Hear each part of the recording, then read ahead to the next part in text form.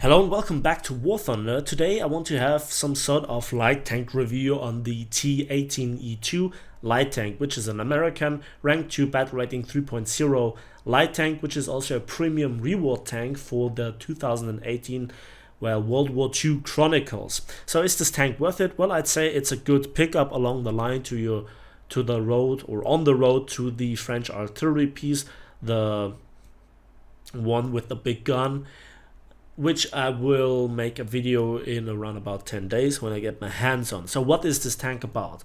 Well, I don't want to flood you with all the stats and all this stuff. I would want just break it down to the really interesting and important parts. First of all, very rapid firing 57mm M1 cannon with good muzzle velocity, good damage and very quick reload on the ammunition, good gun handling.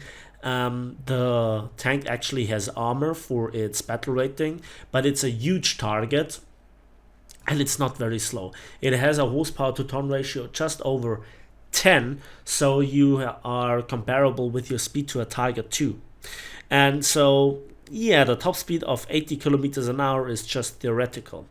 And you also have your problems with inclinations, much like the German wheeled light tank, the Sonderkraftfahrzeug 234-2, the Puma, or also the Packwagen.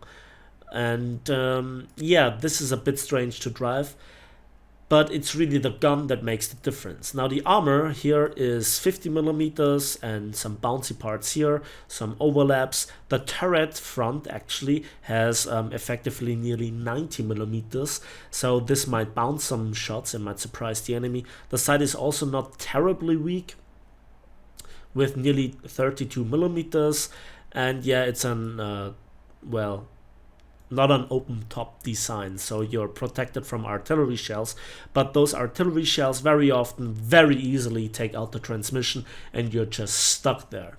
And we have 5 crew members, 2 of which are in the front, so you survive a complete emptying of the crew of the turret.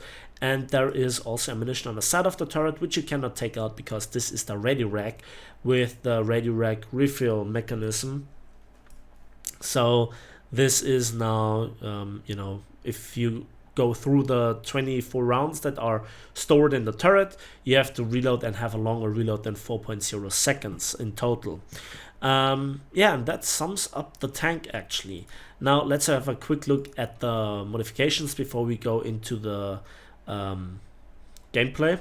We have no 50 cal to back up, and we have no high explosive or heat shell to hull break Russian potato trucks, which is something that really annoyed me. So you really have to gun them down with the light machine gun, or I don't know, hull break them with the AP shot, which is also difficult to actually hit them when they are shooting at you and driving around you and making all sort of shenanigan stuff. However, let's talk about the ammunition. M70 round is a pure AP round, but it profits from the spalling, and it has a surprisingly high muzzle velocity of 900 meters per second. Combine this with the scope and you have actually a low tier sniper. Yeah, this is true. The penetration is also very nice with 129mm, which is roughly the equivalent of the APHE shell penetration on the American 76mm gun.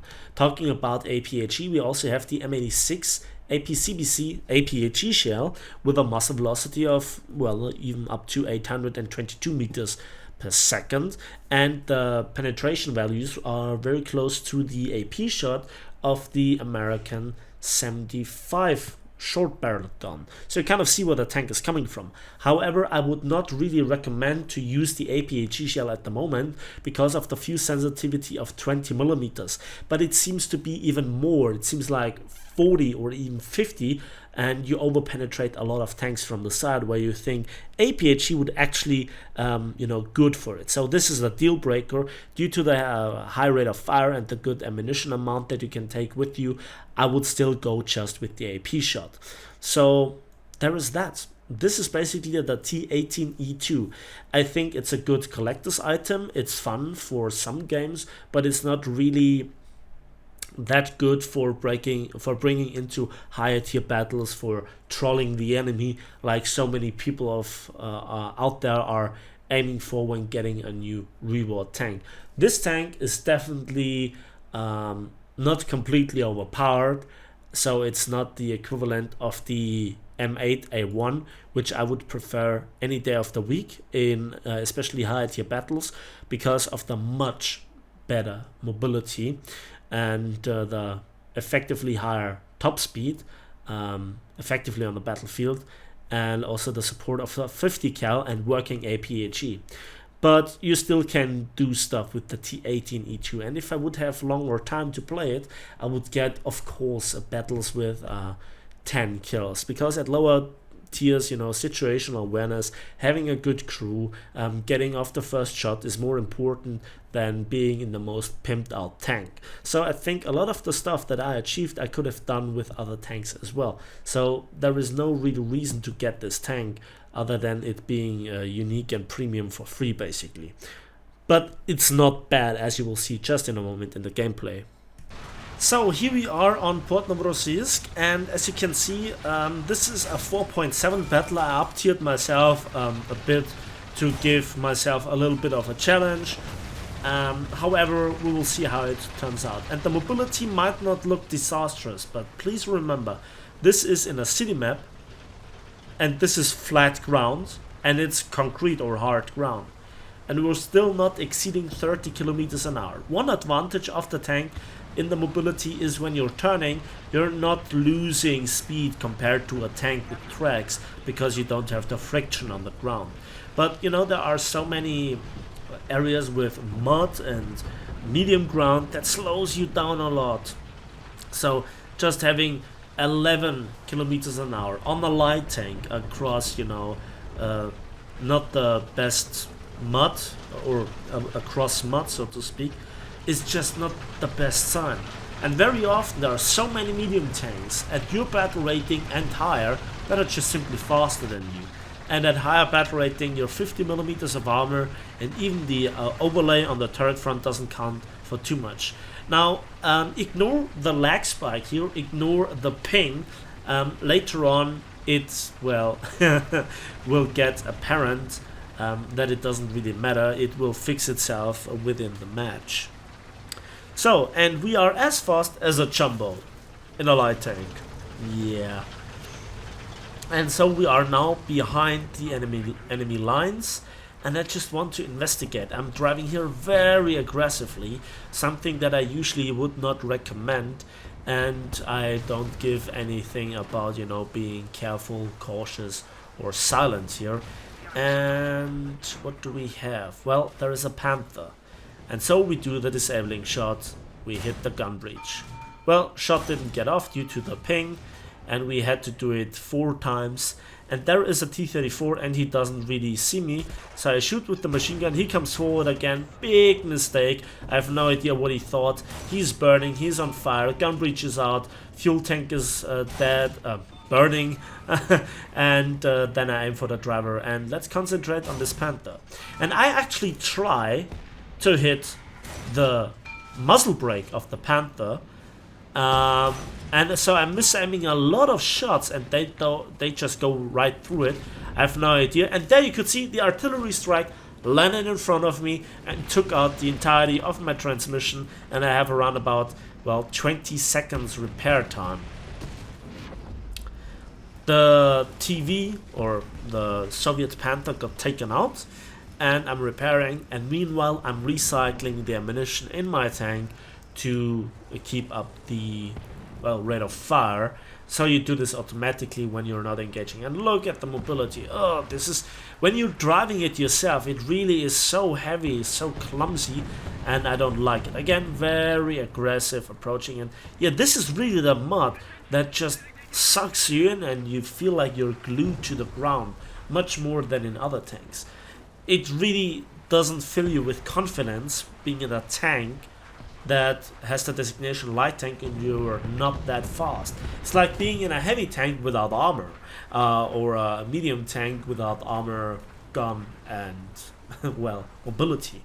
There is another T-34A5. We go for the disabling shot, gonna load a cannon breach with all the time in the world, and yeah, he just turned a split second too early, There is now a SPA, the BTR152A, and now we are taking him out. And that was again a little bit of a lag spike, but it doesn't really matter. Double strike right there. He had no escape there due to his gun breach being disabled. And we advance further. Let's see what we can come across. So again, this is at 4.7, and there is now the SPA, and yeah, that is the lag. But yeah, you can see the SPA actually hit me, but I have no heavy machine gun to really take him out. Now I hit the cannon breach with the light machine gun. Now I have the long reload. I'm down to just 2 crew members, but I still managed to finish him off for my 4th kill, and rank does not matter.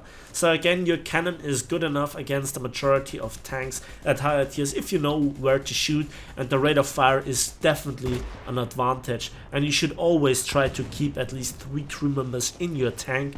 You have the crew replenishment, so you can lose a lot of crew, 3 in total with the crew replenishment, and still be nearly fully combat effective. So this is something relatively unusual for a light tank, but you know, to argue that you can take a hit, and you know, it's not something that really convinces me for a light tank. So I respect this tank more as of a capable rapid firing medium tank. And yeah, again, look at the mobility. This is just...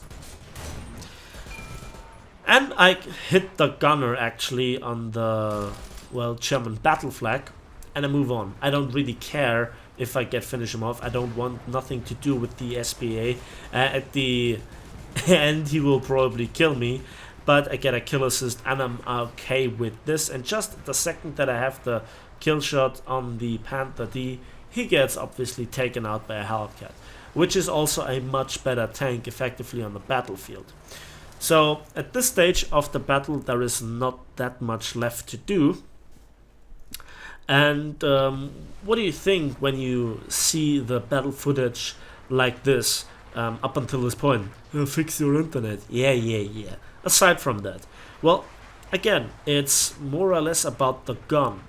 It's more or less about, you know, maneuvering in the long run. And I try to avoid the close quarters to a certain degree, except if there is one of my tanks in the vicinity, and I just missed the Wirbelwind there, but I hit the gunner with the machine gun through the smoke and everything. So as a light tank you also have the repair ability to help some of your tanks, in this case a Jumbo Sherman, which the Wirbelwind has actually no real chance to take on effectively from the front. Maybe with some weird shot trapping, but I wouldn't count on this. So the next thing is about rockets, which you are very vulnerable to due to your size and the lack of armor, but you know, it could be worse. And there we finish off the Wirbelwind for our ace, and we move on. Now I don't really want to engage the enemy, and look at this, my transmission is again orange, and that cripples my maneuverability or my speed overall even more. So I want to get into an ambush position to intercept any reinforcements that the enemy might send to get the capture zone back. And just in a moment we have a few hilarious scenes. So I'm still there in the process of repairing when I hear something. There it is. Ooh, it's a T-34-85, and he has not seen me, which is good. And I forgot to mark him. I forgot to spot him, but now I mark him on the minimap that something is there. But maybe that's a split second too late for the Jumbo Sherman, yeah, he doesn't notice it. And before I actually could disable the T-34-85, despite my quick reload, he takes out the Jumbo Sherman that has not looked at the minimap for my 6th kill. But it's not over yet, it's not over yet. Because then this happens. So I wait for the enemy tank that's shooting there when I hear an engine noise. And it's not a tank. Yeah, it's a plane, it's a Stuka. We all know what's coming. I hit him and he disintegrates, but really? Yeah, I laughed really hard when this happened, and this actually denied me the survivor. So the income, 46,000 civil lines, 5,400 research points. It's okayish, I guess. Skill matters, of course. First in team with over 2,100 score points. So let's move on to this little scene here that is also against higher tiers, that just shows the high rate of fire. I hit the engine of the first, and then the other one turns, I kill him, and before the other one could turn the turret, I also kill him with that shot. Nice double strike against the M4A1 FL10, and I took them on both. So then there is this hilarious scene with the 122mm gun that I bounced, but before that I moved in very early on, and I hit, well, actually this T-34, and I just killed the loader and damaged a bit the fuel tanks, marked here the German tank apparently, and now my machine gun is damaged, and this T-34-85 overestimates me, and I hit him in the turret ring, take out the loader and the commander, and with the commander obviously the gunner. So I'm not quite sure where to hit him. I dunked the shot, but it doesn't really matter. We have enough of a quick reload and we can aim for the other shot. But I didn't really feel comfortable at this time, so I repaired my machine gun. And so we can re-engage this guy. He has no possibility to repair his turret ring, and so we can finish him off really nicely. Again, skill matters. Bit of a luck spot here, or lucky situation. And now I saw this Russian, well, what is it, SU-85? No, ISU 122, yeah. And I want to hit his engine, but obviously Russia, comrade. And so he's a bit disorientated, he goes forward again, and I also really don't go through the side. The fuel tank gets hit, but not set on fire. He looks into my direction. I didn't want to reverse too much, and now, you know, this is what I mean with maneuvering. I'm caught between a rock and a hard place. I launched a smoke shell, and I don't move because I anticipated him anticipating me moving backwards, so he actually did a very good thing there, and by me not moving, I actually bounced the 122mm AP shot from the Russian tank destroyer. So this was a very funny scene, and I just wanted to share it with you. So onwards we go again in a 4.7 match, and this is now Poland, or the fields of Poland, whatever you call this iteration of this map. And I don't want to get into the city. There are just too many obstacles, too many fences in the way that would stop me from maneuvering. And, you know, I need the open field to maneuver. Again, I have good gun handling, good turret traverse speed, high rate of fire, and I am well, scout basically. So to be on the open field, to spot the enemies one by one like that, is what I do best, and this is one way to support my team. And my plan initially is to spot the enemies that go into the town, to shoot them in the engine, to slow them down, to track them, and to just, you know, do this over and over again to, well, relocate myself. This is the, well, how would you say it, light tank meta, or how you should light tank or play light tank. And we scout again on the move, but sadly we cannot spot the other tank that's about to go into the city. And this Austrian here is really hammering me and the T-34 a lot. He's a big distraction, and he is potentially very dangerous because, again, I'm not quite sure how it mixes up. I'm slightly angled, but I do not even have 40mm of side armor. And the German APHE shell from the 37mm actually has around about 65 millimeters, but it falls off because this is a distance of around about 300 to 500 meters, something like this, depending on its exact location. So I don't want to risk it, and I just move on. And as you saw, this is relatively slow. It might not look that slow now looking at the video, but when you're driving it, it's really not feeling that fast. You feel a bit more like a medium. So I go here into this location and just want to spot the enemy, potentially go even behind the rocks, when I suddenly realize there is an enemy tank, because I looked at the mini-map, which I usually do, but the Packwagen was taken out by the Sherman, the SA-50, which is great because this tank really hurts a lot. If this thing goes behind your lines and has 3 shots with the quick reload, with that monstrous penetration, around about the same battle rating if I'm not mistaken, well, then it can hurt the entirety of your team a lot. Packwagen, when you can get your hands on it, it's a fantastic tank, but much like this tank, it has the problems with the inclination, with the speed. And watch this shooting at the German battle flag. First shot and second shot, and we hit the gun breach. So yeah, that was a lucky shot. Suddenly, or sadly, I couldn't follow it up, but it doesn't really matter. And we get shot again. So we have to go into cover, and we get missed by another shell. And I hate those fences. You always have to shoot them with your machine gun. So I tried to mark him. Now the glasses are up again. Where is he? There he is. And we actually spot him. So this is now the important detail: patience. Patience, patience, patience. Yeah. And I just risk it right here, right now, and I think that it's a good thing that this artillery strike goes down like 30 meters in front of me, and it obscures my location. And there is another tank. We scout him again on the move. Now the penalty for blind scouting is really intense in War Thunder, and I think it's around about a minute where you cannot spot anything.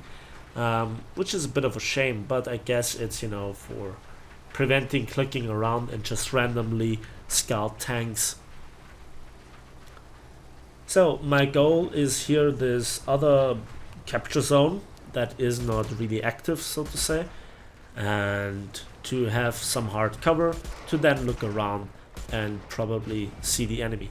And then we get again hit in the transmission by this German Panzer IV, and we take out the commander and the vertical cannon drive, and also damage the gun barrel a lot, and the gun breech maybe as well. So again, a long repair time, and I launch a smoke shell, and it obscures that location, so I can spot the other direction without having to fear to get spotted, or, you know, to get shot by a well-aimed shot from the Panzer IV if he would have managed to repair. So I look around the corner, there is still smoke, and then I see him again, at least the gun barrel sticked out, and I aim carefully and we kill him. So rank doesn't matter. Good. And we move on. Again, I forgot about this. Yeah, this was a German premium T-34, and he bounced on our frontal hull, and we one-shotted him in return. So I think this is karma at its finest. Yeah, pretty nice. So I wanted to say initially, we make a very, you know, well thought through push through the open. My goal is obviously to intercept the enemies from defending their A point by the capturing tanks on my team, or from the capturing tanks on my team. And then this T-34 thought, haha, I have you now, light tank on the open, and I just bounced the shot and he gets shot, one shot in return. Oh, that's... Yeah, there is a lot of action going on the other ridge line, and a lot of tanks are currently spotted. Sadly, the Panzer IV F2 destroys our T-34-57. Wirbelwind gets taken out, battle flag kills M4 Sherman, and oh, did you see that? I, well, with the first shot in the air, and then I killed the Stuck 3 because I thought he would have more time to reload. And I was laughing at this situation as well. That was more luck than I actually deserved, to be honest.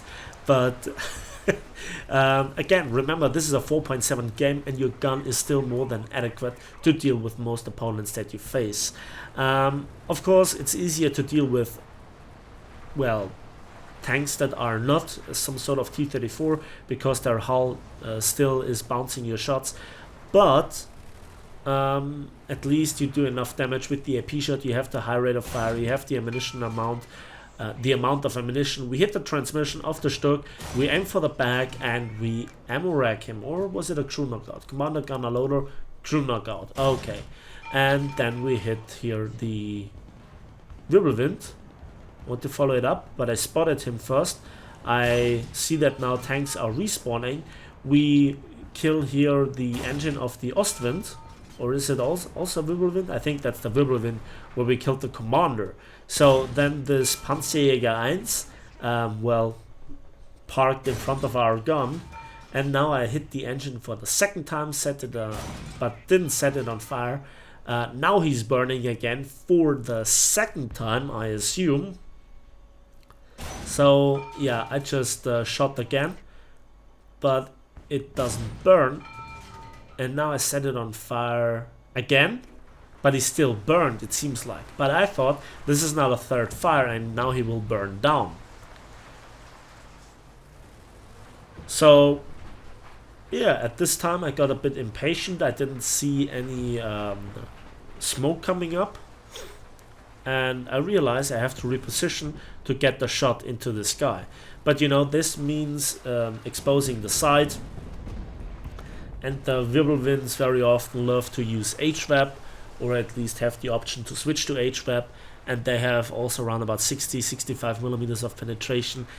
Again, it loses a bit of penetration at distance, doesn't really like to deal with angled armor, but as you can see, I managed to deal with it. It looked like air belts, and now we set him on fire again for the third time, and either he bailed out at this moment, or he just burned to death for our 6th kill.